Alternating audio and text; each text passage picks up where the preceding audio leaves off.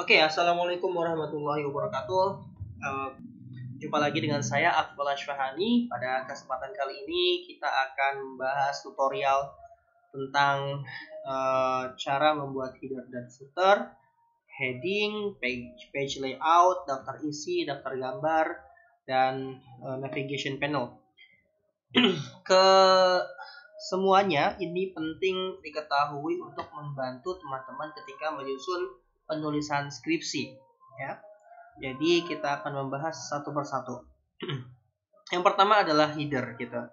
Nah, header ini adalah bagian dari dokumen yang muncul di bagian atas, sedangkan footer adalah yang di bagian bawah, gitu ya. Nah, ini berisi bisa kita tambahkan. Nah, ini contohnya kita kita klik 2 kali di sini. Nah, ini header, yang bawah ini namanya footer. Ya. Nah, apa gunanya header? Header ini bisa kita tambahkan info, contoh halaman, ya. Kita bisa menambah desain atau bisa menambah kata-kata atau bisa menambah apapun yang ini akan muncul di setiap halaman, ya. Kita contoh, ya, kita tambahkan ini contoh latihan header footer, ya. Nah, ini jadi setiap halaman ini akan ada muncul seperti ini, ya. Itu fungsi pertama dari header dan footer, ya. Berikutnya apalagi yang bisa kita tambahkan, ya, halaman, ya. Contoh halaman ini kita mau di atas top page, di sebelah kiri atau di setengah atau di sebelah kanan itu bisa, ya. Kita coba aja seperti ini. Nah, seperti ini, ya. Jadi ini ya akan muncul halaman seperti itu. Oke, berikutnya footer, ya. Footer juga sama, kita klik 2 kali, ya, dia akan muncul apa yang kita inginkan. Contohnya di sini, ya. Type here, latihan footer, contoh, ya. Maka ini akan muncul setiap halaman latihan footer seperti itu. Oke, berikutnya apa lagi? Dari footer. Nah, di sini ada ada dua hal, ya. Yang pertama adalah different first page, yang kedua adalah different odd and even page, ya. Maksudnya apa? Di sini different first page, ya. Ini apabila kita ingin membedakan halaman pertama, ya. Kita coba contoh, klik di sini, klik. Nah, oke, maka di sini tidak ada halaman pertama. Artinya tidak ada header dan footer di halaman pertama, gitu, ya. Kalau misalkan yang kedua ini different odd and even page, kita klik, maka ini adalah halaman ganjil akan sama dengan halaman ganjil. Tapi halaman genap akan sama dengan halaman genap, ya. Artinya header dan footer ini akan sama untuk halaman ganjil dan halaman genap. Kalau yang kita mengklik different odd and even page, gitu, ya. Saya ulangin, kalau different first page ini halaman awal tidak ada header dan footer, atau header dan footer halaman awal ini berbeda dengan header dan footer halaman berikutnya, kedua dan seterusnya. Tapi kalau misalkan kita menggunakan different odd and even page, ini adalah header dan footer di halaman ganjil itu akan sama di setiap halaman ganjil. Berarti halaman 1, halaman 3, halaman 5. Ya, dan akan berbeda jika di halaman 2, 4, 6 dan seterusnya. Seperti itu. Ya. Itu yang pertama tentang header dan footer. Yang berikutnya adalah membuat halaman. Tadi sudah, ya, saya tampilkan cara membuat halaman mudah sekali. Tinggal klik page number.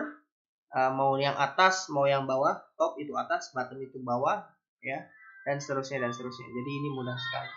Kita tambahkan halaman di header dan footer. Yang berikutnya adalah menyusun halaman skripsi. Nah, ini kadang-kadang kita butuh, ya, subsection seperti ini, ya. Di dalam sebuah bab ada subbab, di dalam sebuah subbab ada subbab lagi, ya, sehingga ini butuh sesuatu yang menjorok ke dalam. Nah, ini kita bisa menggunakan yang namanya multi level list seperti itu. Contoh di sini ya, kita blok di sini, habis itu kita klik di sini. Nah, ini kita tinggal menggunakan apa ya? Maksudnya yang kita pilih saja. Contoh di sini adalah ini. A ya. Berikutnya di bawahnya ini kita blok ya. Kita yang ini. Kita ikutin yang ini. Ya. Nah, seperti ini. Ya, ini udah menggunakan multi level list ya. Kalau misalkan di bawah mau ada lagi di dalam sini, di bawahnya misalkan ada lagi, contohnya kita tinggal blok saja dan kita tambahkan ini.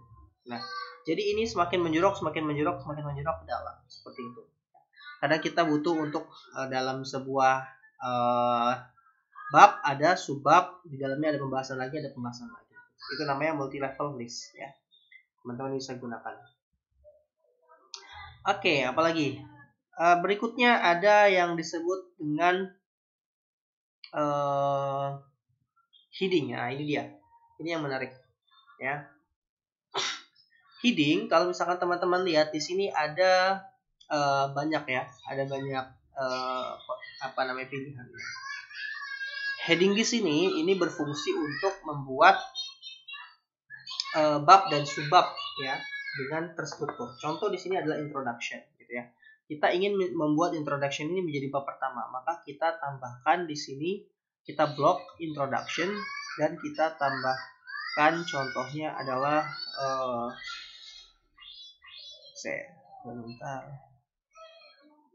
create a style. Kita buat create a style 1, oke. Oke, di sini dia adalah heading 1 ya. Heading 1 di sini dia berfungsi sebagai heading yang paling besar ya. Artinya dia merupakan yang paling besar, yang subbab yang paling besar gitu ya. Nah, kadang kita di dalam bab ada subbab ya, maka kita tambahkan di sini, kita buat ini kan setelah tadi style 1 di sini namanya misalnya heading 1 ya, karena ini adalah bab yang paling tinggi, maka di dalam bab ini ada subbab ya. Kita bisa tambahkan di sini dengan membuat yang baru ya, yaitu kita create style, kita buat heading 2 ya. Oke, kita klik OK, kita modify. Oke, heading 2 warnanya jangan biru, hitam contohnya. Oke, dah. Di sini kalau misalkan kita lihat background di sini, nanti dia menjadi heading 2 gitu ya. Di dalam bab ada subbab. Nah, berikutnya rumusan masalah, kita mau jadikan apa? Mau jadikan bab. Ya udah, kita langsung klik aja heading di sini. Nah, dia udah otomatis. Literature review, di dalam rumusan masalah misalkan ya ada subbab, ya kita jadikan aja heading 2. Oke. Dah. Nah, sekarang kita pengen lihat hasilnya. Untuk apa sih sebenarnya penggunaan heading ini gitu. Sebentar. Oke. Nah, ini kita bisa memanfaatkan untuk melihat navigation panel ya. Sebentar. Nah, ini kita ke view, habis itu ke navigation panel. Oke. Nah, ini introduction dan rumusan masalah ini bab ya. Tapi kok ini subbabnya belum muncul ya? Sebentar ya, saya cek dulu.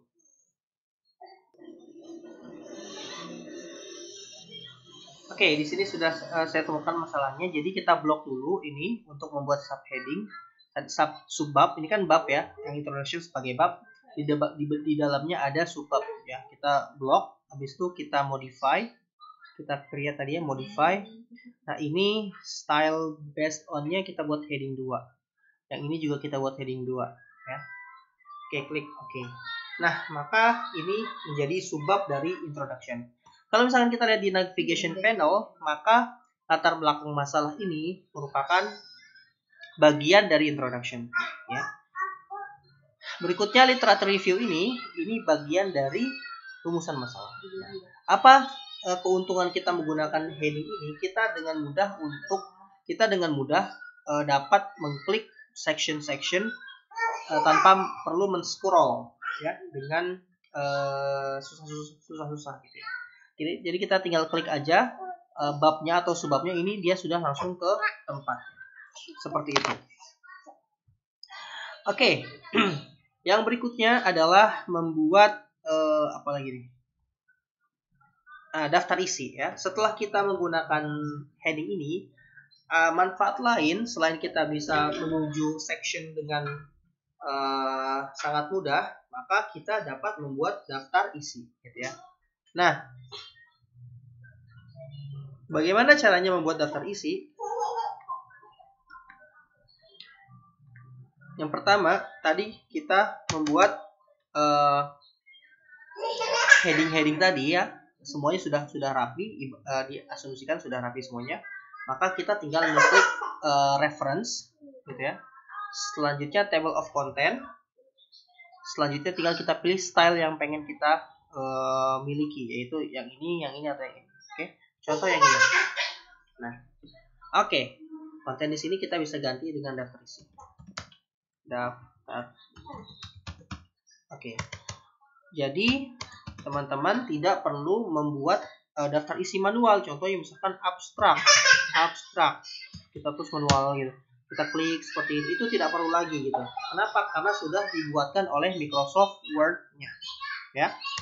Dengan cara apa? Dengan cara heading-heading tadi ya. Kayak gitu. Nah, ini misalkan halaman abstrak ini bergeser ya. Tadi ini kan di halaman 1 ya, teman-teman. Ini di halaman 1. Ketika abstrak ini bergeser, misalkan kita geser dia ke halaman 2 contohnya. Ini halaman 1 di halaman 2 ya. Berarti ini abstrak di halaman 2 ya. Maka kita tinggal update saja untuk halaman ini dalam daftar isi dengan cara begini. Kita klik ini. Bentar. Kita klik update tabel. Kita klik, kalau misalkan kita ingin merubah keseluruhan daftar isi, kita klik yang update entire table. Tapi kalau misalkan kita hanya ingin merubah susunan atau halaman ini, ya sesuai dengan yang tadi, kita klik yang page number only. Kita klik ya. Nah, udah berubah kan? Tadinya abstrak itu di halaman 1, sekarang udah di halaman 2. Seperti itu. Gitu ya. Jadi heading ini selain untuk membuat bab dan subbab, dia juga berfungsi untuk membuat daftar isi seperti itu. Ya. Berikutnya apa lagi? Oke, daftar gambar. Misalkan kita punya gambar ya di dalam paper kita atau di dalam tulisan kita ada gambar. Contoh di sini kita ingin memasukkan gambar di sini ya, katakan salah satu gambar di sini lah. Ada gambar. Nah, ini dia. Contoh sebentar. Oke, ini ada gambar ya. Ada gambar di sini. Kita ingin memasukkan gambar ini ke dalam paper ya. Dan kita ingin memberitahukan atau membuat daftar gambar di dalam daftar isi. Biasanya setelah daftar isi ada daftar gambar ya. Maka kita di sini bisa membuat daftar gambar. Caranya seperti apa? Pertama kita ke reference dulu. Selanjutnya insert citation, add new source. Insert caption ya. Nah, ini kita mau mulai captionnya dengan apa? Dengan figure 1 atau dengan gambar 1 itu bisa. Kita klik aja di sini. Captionnya mau figure atau gambar. Kita hapus ya. Oh, nggak mau dihapus dia. Oke, nggak apa-apa lah, figure gitu ya. Nah, di sini ada pilihan. Ada figure, ada table, dan ada equation. Ya, jadi nanti akan ada masing-masing untuk list daftar gambar itu figure, daftar table itu tabel, dan daftar equation itu persamaan. Coba kita figure dulu. Kita klik oke. Nah, di sini ada tulisan figure 1. Kita kasih penjelasannya, misalkan gambar pertama percobaan ya. Kita taruh di tengah. Kita klik di tengah. Oke, dah. ini kan ada gambarnya dan ada figure 1, tulis keterangannya adalah gambar pertama percobaan.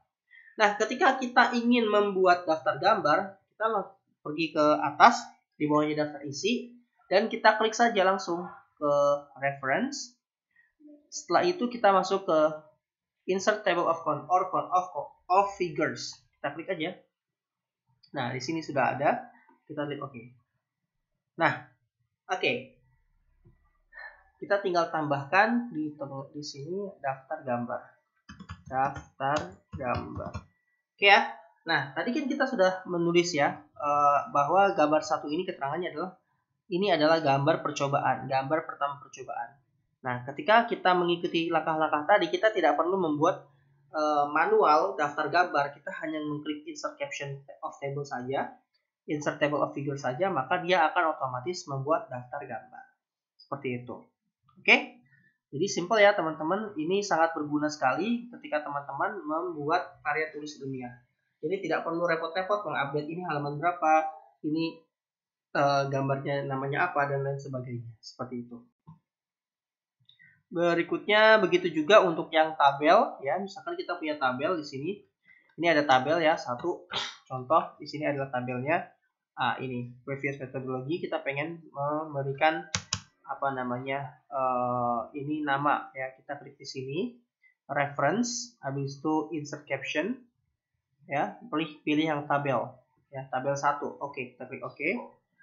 Nah, setelah itu kita namakan tabel ini namanya penelitian terdahulu.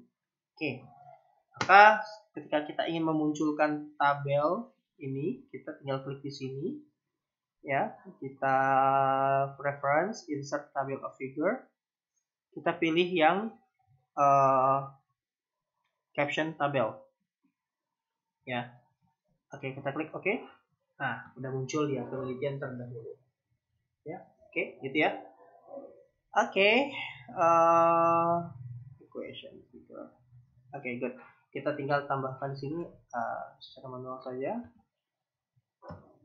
daftar tabel. Nah, oke, good.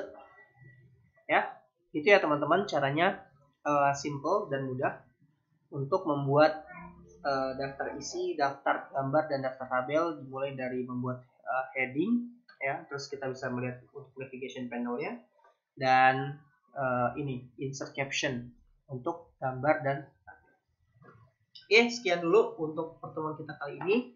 Jika ada yang kurang jelas bisa ditanyakan di kolom komentar atau di bawah video. Terima kasih. Wassalamualaikum warahmatullahi wabarakatuh.